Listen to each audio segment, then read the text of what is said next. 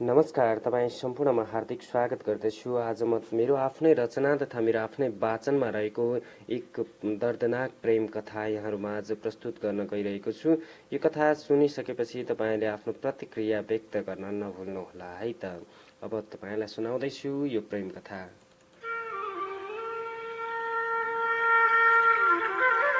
मोबाइलको घन्टी बज्छ। हेलो हेलो, म शारदा। तपाईँ शरद होइन? उनले मेरो ठेगाना बताउँदै म पढ्ने कलेज लगायत मेरो बारेमा धेरै कुराको स्मरण गराइन्। म अचम्ममा परेँ। यो नाम मैले जीवन वर्षी गर्दै हामी एकअर्कालाई केयर गर्ने, हरेक कुरा सेयर गर्ने भइसकेका थियौँ। फोन कहिले मैले गरिसकेका थियौँ। एकअर्कालाई हामी अति नै माया गर्थ्यौँ। धेरै कुराहरू हामी मेसेजमा तथा फोनमा नै गर्ने गरेका थियौँ। हरेक दिन जसो फोनमा कुरा हुन्थ्यो, तर हामी एकअर्कालाई भेटेका र देखेका भने थिएनौँ। कहिले परिवारका कुरा, कहिले पढाइका कुरा गरेर हामी समयहरू व्यतीत गर्न थालिसकेका थियौँ। उमेरको हिसाबले हामी दुवै लगभग 18 को छेउछाउमा थियौँ। भर्खरै +2 मा पढिरहेका हामी एकदमै नजिक बनिरहेका थियौँ।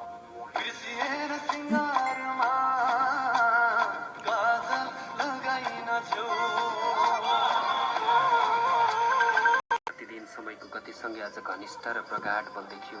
लुकी लुकी परिवारको आँखा छली छली गफ गर्दाको मजा बयान गरेरै नसकिने थियो।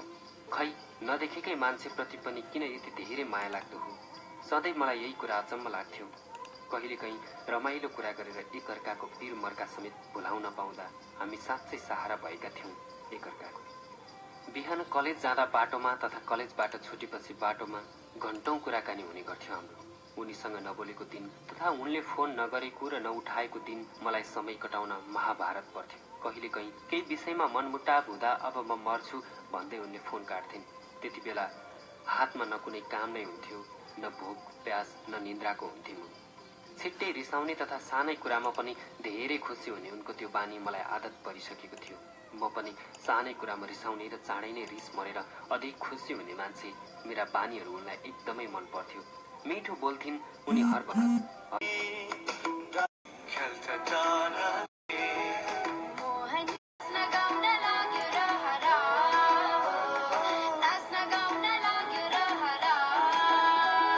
तपाईँबाट सुरु भएको हाम्रो साइनो त्यति रहेका नै थियौँ।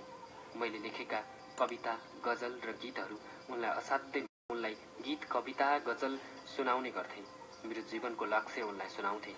उनले पनि आफ्नो लक्ष्य तथा भविष्यका धेरै प्लानिङहरू मलाई सेयर गर्थिन्। म उनका योजना र प्लानहरूमा समर्थन गर्थेँ। खै किन भन्ने सवालको मसँग कुनै जवाफ थिएन। किन, कसरी वा के देखेर हामी यति धेरै नजिक भएका थियौँ? हामी दुवै नाजवाफ थियौँ।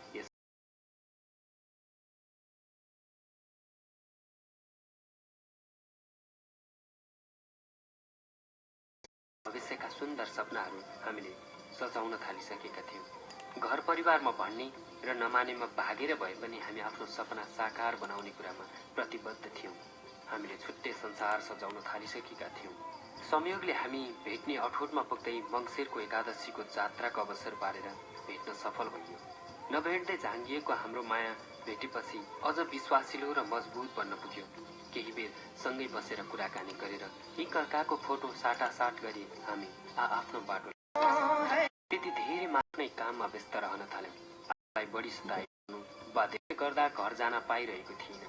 त्यतिकैमा अघिल्लो दिनसम्म म हजुरको बाहेक कसैको हुन्न, यदि हजुरसँग छुट्न पर्यो भने म बाँच्दिनँ। उनले मलाई बारम्बार यही शब्दहरू भन्ने गरेको थिए। मैले फोन गर्दा उनको मोबाइल अफ थियो। मलाई के थाहा थियो र उनले यसरी विवाह गर्लिन् भनेर। मलाई त लाग्थ्यो साँच्चै उनी म बाहेक कसैको भन्दिनँ, तर म झुट रहेछु। मैले गलत सोचेको रहेछु। उनले मलाई माया होइन घृणा। मलाई के थाहा थियो र उनको यत्रो प्लान। म तिमीलाई साथ दिन सक्दिनँ।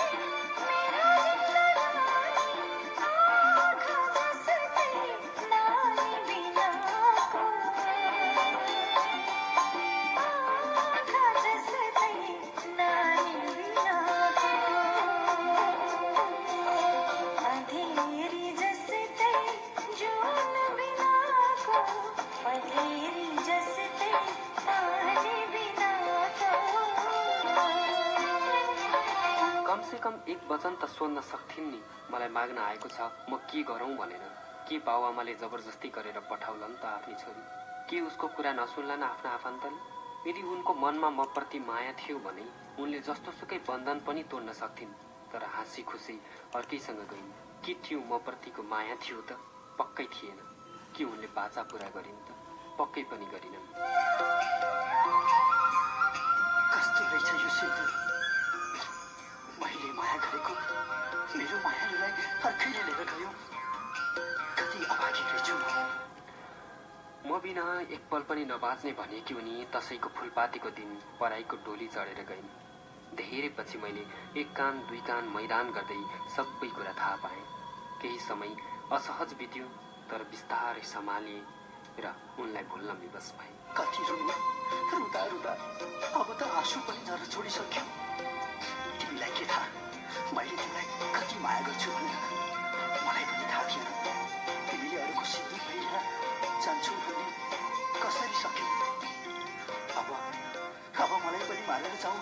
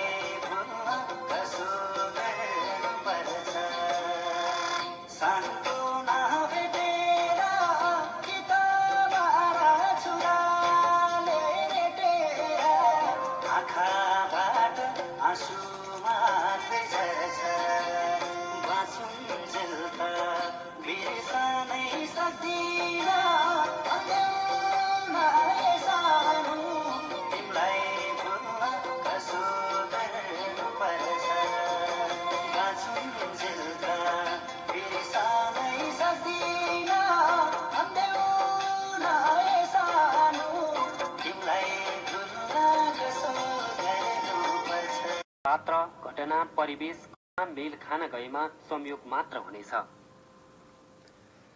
मैले आज तपाईहरुलाई समस्याको कार्यक्रममा धेरै तना गर्ने र तपाईहरुमा आज प्रस्तुत तपाईँ तमामलाई धेरै धन्यवाद। आज राम्रोसँग मेरो नेटवर्कको समस्याले गर्दा तपाईहरु माझ आउन नसके पनि तपाईले जति पनि हेरिदिनु भयो, सुनिदिनु भयो, त्यसको लागि धेरै धन्यवाद दिन चाहन्छु। नेटवर्कको समस्याले गर्दा मैले तपाईहरुलाई पूरा रूपमा यो मेरो कथा सुनाउन सकिन। आगामी दिनमा म तपाईहरुलाई यो कथा सुनाउने कोसिस गर्नेछु। सकेसम्म तपाईहरुलाई पूर्ण रूपमा यो कथाको पाठ फेरि पनि सुनाउने